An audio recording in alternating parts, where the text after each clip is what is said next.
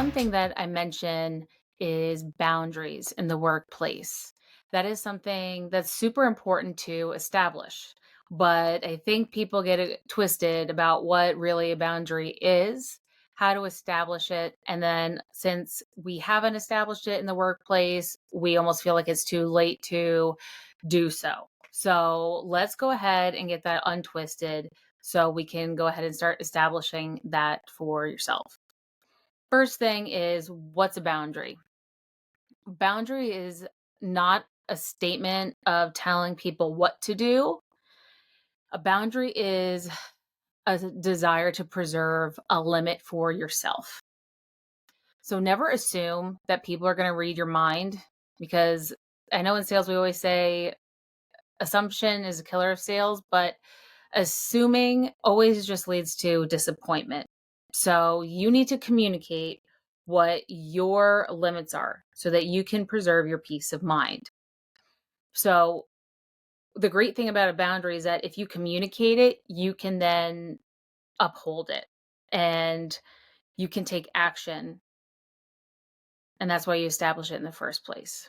It's to hold yourself accountable. People don't have to agree with what your boundary is, but they can respect it. So when it comes to a workplace boundary, there's usually they're centered around two things, and that's time and your capacity.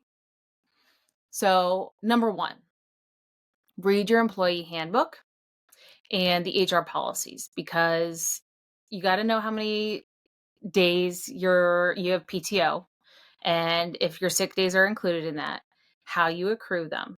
You need to know what the laws are around if you get a break time, what your lunches are.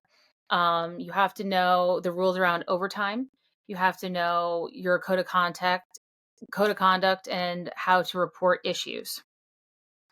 Um, the reason why you need to know all of this and how it is for the state that you live in and the company you work for is because you're creating a foundation on how to build your boundaries. Okay. Um, this is also where you turn for backup. If your boss asks you to work on a day that you called out sick, or if you're in the break room and you hear somebody telling you a joke about the best place for a woman is barefoot pregnant in a kitchen, you need to know where to turn to, and that is where you're going to find the rules. Number two, if you see anyone at work that is leaving every day at 5 p.m., when they're sick, they always have an away message on their email or on their messenger, or I don't know. They always put up a message when they're at lunch, or they're always going out for lunch and taking walks. Rule number two is go to that person and ask them if they have any tips, because obviously they know how to set boundaries, and you want to go to them and see how they're doing it because they're doing it well. You also like to have people as an ally that you work with, coworkers. So somebody to lean on if you need help, or if you have a problem and need to go to somebody that you can trust. Not saying that they're all people that you could trust, but that is obviously somebody that knows how to establish a boundary. Number three, in the age of technology, automation is your friend. So if you are out of office, you need to be putting an out of office message up on your email. You need to be signing out a messenger and assigning a coworker to handle any kind of an emergency task that would be your responsibility to them. They should be able to do the same with you if they are doing it. So designate somebody to help. Start blocking off time on your calendar.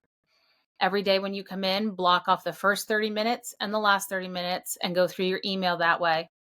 Start blocking off your lunch and go for a walk and leave the office, or actually go take your lunch outside of work so that you don't have people coming up to you and you're working through your lunch.